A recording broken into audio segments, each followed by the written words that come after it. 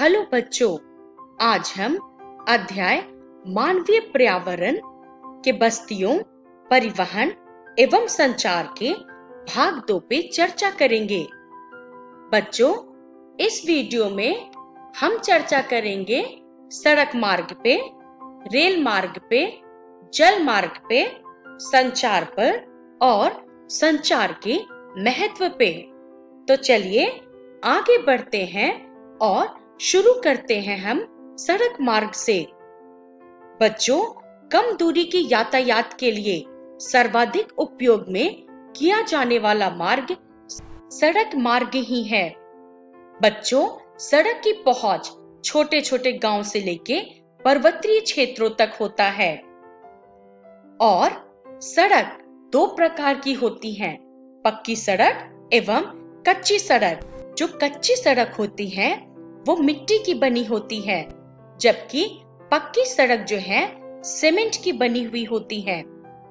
बच्चों, मरुस्थल वन एवं ऊंचे पर्वतों पे भी सड़कें बनी हुई हैं और हिमालय पर्वत पे मनाली लेह राजमार्ग विश्व का सबसे ऊंचा सड़क मार्ग है।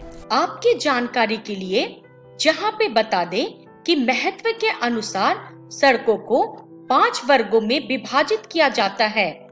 राष्ट्रीय राजमार्ग, राजमार्ग, जिले की सड़कें, ग्रामीण सड़कें और सीमावर्ती सड़कें। तो चलिए अब हम आगे बढ़ते हैं और अपनी चर्चा सड़क मार्ग पे जारी रखते हैं। बच्चों, भूमिगत सड़कों को भूमिगत मार्ग या सबवे कहते हैं, जैसा कि आप इस चित्र में देख सकते हैं। फ्लाईओवर व्यस्त सड़कों के ऊपर बनाए जाते हैं, जो कि आप इस चित्र में देख सकते हैं।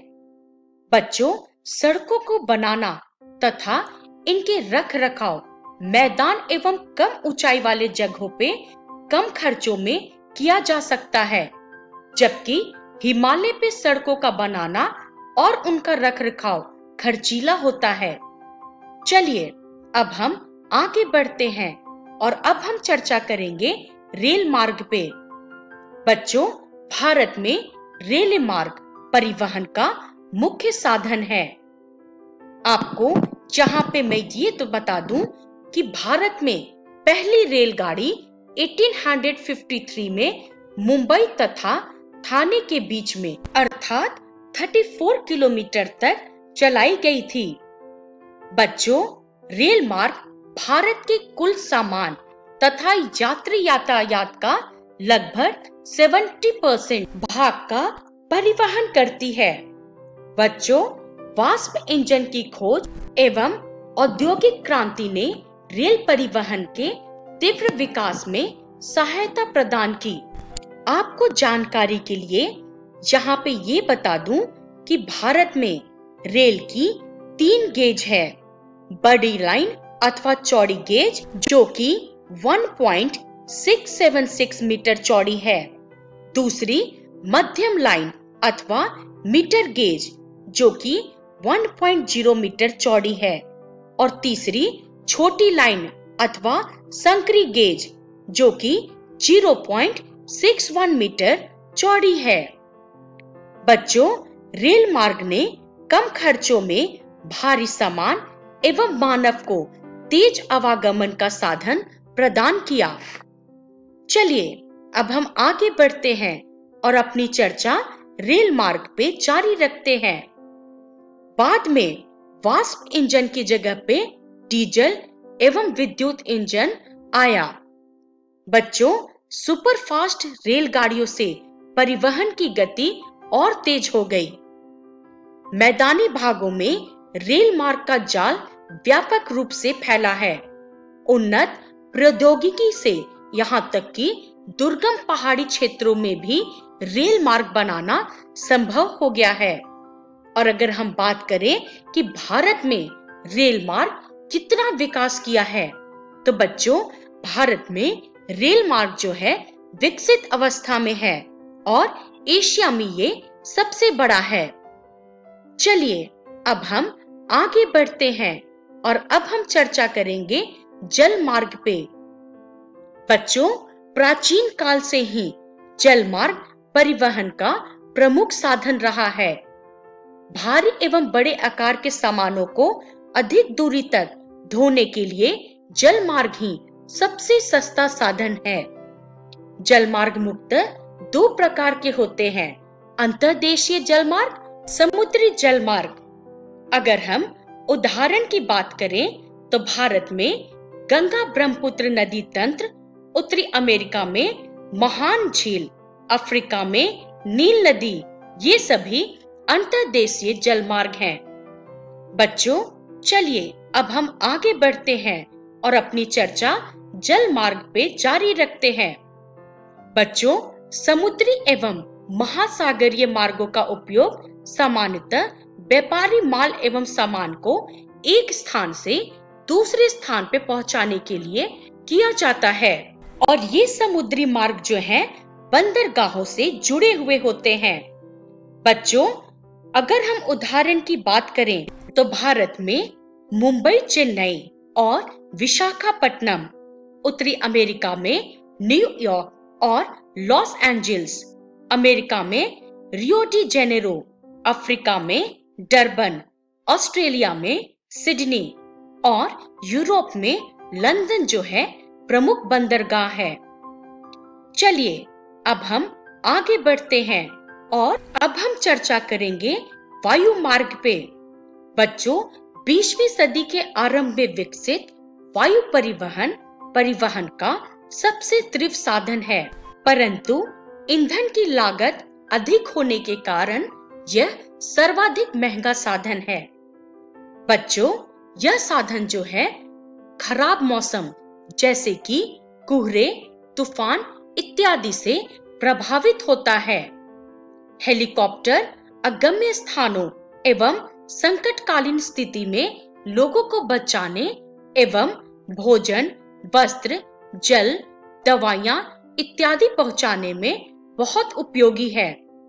बच्चों, अगर हम बात करें महत्वपूर्ण हवाई पत्तनों की, तो भारत में महत्वपूर्ण हवाई पत्तनों में मुंबई, दिल्ली, भारत के बाहर न्यूयॉर्क, लंदन, पेरिस, काहिरा इत्यादि हैं।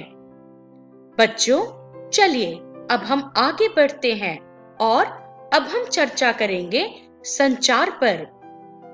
जिस प्रकार परिवहन के द्वारा यात्री तथा वस्तुओं को एक स्थान से दूसरे स्थान तक ले जाया जाता है, बच्चों ठीक उसी प्रकार संचार के द्वारा संदेश तथा विचारों को एक स्थान से दूसरे स्थान तक पहुंचाया जाता है। बच्चों, पहले के जमाने में संचार का माध्यम मुख्य रूप से मानव तथा पशु हुआ करते थे, परंतु तकनीकी विकास के साथ साथ मानव ने संचार के नए एवं तीव्र साधनों को विकसित कर लिया है। संचार के क्षेत्र में विकास से पूरे विश्व में सूचना क्रांति आई है। बच्चों, सूचना प्रदान करने, शिक्षा एवं मनोरंजन के लिए संचार के विभिन्न साधनों का प्रयोग होता है, इसलिए इसको जनसंपर्क माध्यम भी कहते हैं।